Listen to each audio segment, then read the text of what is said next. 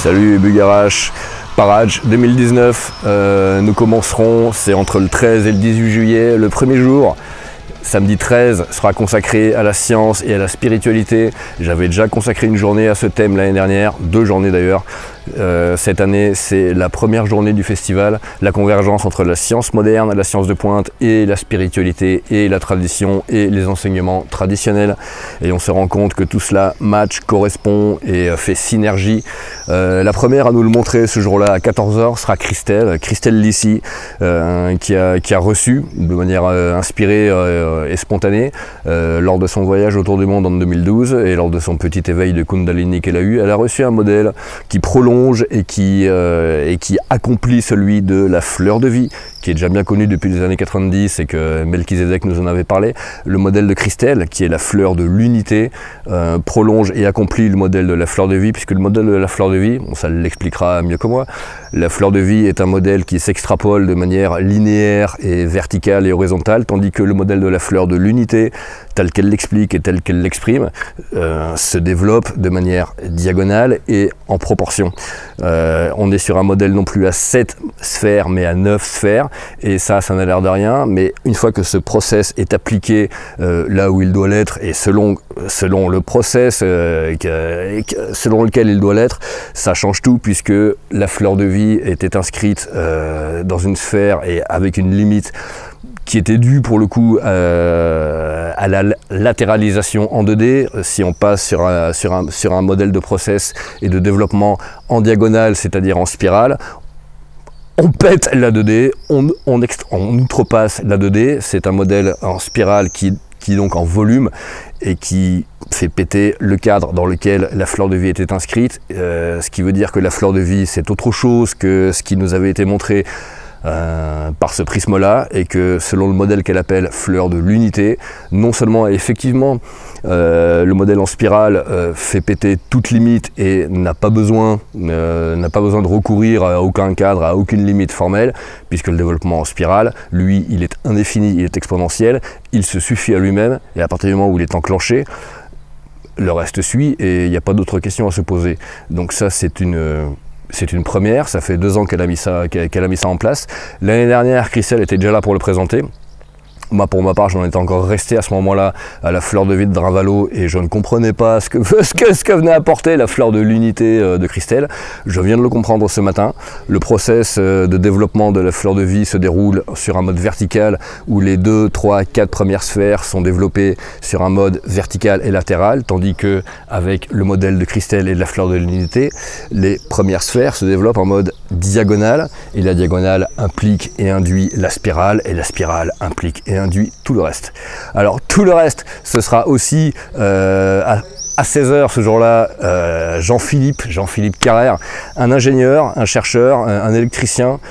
qui s'est rendu compte lui par lui-même, et puis sans l'avoir voulu pour le coup, parce que ça a été encore une fois à l'issue de crises, de remise en cause et de révolution individuelle complète, mais il s'est rendu compte de comment fonctionnait l'électricité. D'accord, et l'électromagnétisme, on en reparlera avec l'intervenante d'après, mais à travers l'électricité et son fonctionnement, son rayonnement à travers tout, on peut parler de molécules et de cellules, ce que vous voulez, mais l'électricité, il y en a partout, à commencer par l'eau que nous avons dans le corps et l'eau que nous buvons. Et Jean-Philippe a mis au point, entre autres, une machine, un process qui permet de démétalliser l'eau de boisson, l'eau de consommation, et de la purger de ces métaux lourds, simplement en jouant sur le taux d'électricité des molécules d'eau. Ça n'a l'air de rien, c'est d'une simplicité élémentaire. Tous les physiciens et les biologistes du monde le savent ou devraient le savoir, et puis s'ils ne le savent pas et qui font semblant de ne pas le savoir, ce sont des escrocs et des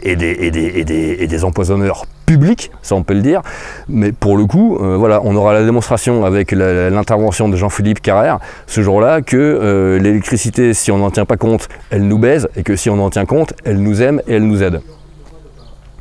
Dans la foulée, ce sera la tête d'affiche de ce jour-là, sera quelqu'un que j'ai particulièrement plaisir à recevoir à Parage, qui est une astrophysicienne italienne, Giuliana Conforto, qui est née à Rome en 1942 et qui est une dame qui a eu un cursus de sciences et de physique classique, conventionnel au sens moderne, mais qui a eu la chance néanmoins, grâce à son père qui était investi dans ces études-là, elle a été elle aussi impliquée dans les études sur le courant de pensée de l'école de Giordano Bruno, qui était un gnostique, sans le dire, mais italien, qui a été brûlé vif à Rome par l'Inquisition en 1600 et qui a laissé pour le coup toute une tradition, une école de pensée astrophysique, cosmologique, dans laquelle Madame Conforto a été plongée dès son enfance et dans lequel elle a puisé, elle, pour mener ses études et ses propres recherches d'astrophysique et de physique, de microphysique, physique quantique, et puis de macrophysique, l'astrophysique, la cosmologie. Elle en retire une lecture, elle en retire une compréhension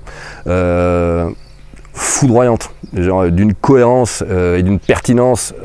imparable, que ce soit encore une fois à l'échelle micro-organique de l'individu ou macro-organique des galaxies et de l'univers, qui tient beaucoup plus la route que les modèles officiels développés par les astrophysiciens qui ont l'habitude de prendre la parole dans les médias grand public,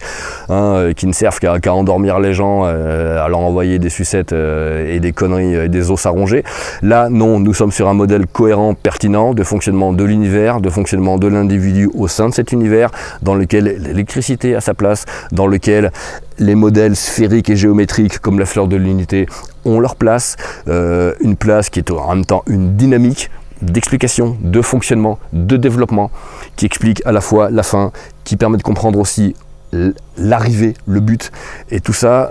d'une manière simple, claire, didactique, puisque encore une fois, on a beau parler de science, on a beau parler de physique, on a beau parler de biologie, on a beau parler de chimie, on a beau parler de ce qu'on veut, cela se présente en termes clairs et accessibles, compréhensibles par tout le monde. Madame Conforto le montre bien, toute diplômée qu'elle est, et en dépit de l'apparence de difficulté ou de complexité que ces sujets-là présentent, c'est d'une évidence et d'une limpidité et d'une fulgurance imparable. Il suffit de la lire, il suffit de l'écouter, il suffit de regarder les schémas qu'elle propose. Et pour terminer, j'ajouterais que, en termes de coup de cœur, parce que je ne connais pas cette dame, c'est grâce à Jean-Philippe qui connaissait une dame, qui connaît cette dame, et qui a pris contact avec moi pour me dire ce serait intéressant de la faire venir. Et dès que cette dame, Madame Conforto, a été au courant du projet Parage, elle a répondu en disant je veux venir, je suis Qatar. Tout cela me parle, tout cela a du sens. Giordano Bruno, c'était certainement la même école que les héritiers de la Fede Santa et de Dante à l'époque, c'est-à-dire les héritiers des Cathares dans l'Italie du Moyen-Âge. Donc tout cela reste cohérent et nous, pour le coup, on aura un bon aperçu de ce que peut devenir la science moderne, irriguée et alimentée par ces ressources, elles, intemporelles, qui nous ont été léguées par les cathares, les gnostiques, les alchimistes, et une source à laquelle des chercheuses comme Madame Conforto sont allées puiser pour offrir et présenter des choses qui sont d'une simplicité, d'une limpidité, d'une efficacité dont je n'ai pas connaissance de beaucoup d'exemples à l'heure actuelle, au niveau des astrophysiciens ou des cosmologistes, qu'ils soient français ou anglo-saxons. Bref, tout ça pour dire que ce jour-là, la présentation de Madame Conforto nous permettra de comprendre effectivement d'où vient le chant des oiseaux, d'où vient la sève des racines que j'ai sous les pieds. Voilà, et puis pourquoi la montagne que j'ai derrière, elle sera éclairée ce soir-là comme jamais. Donc ça, c'est samedi 13 juillet. Merci les gars, à la prochaine.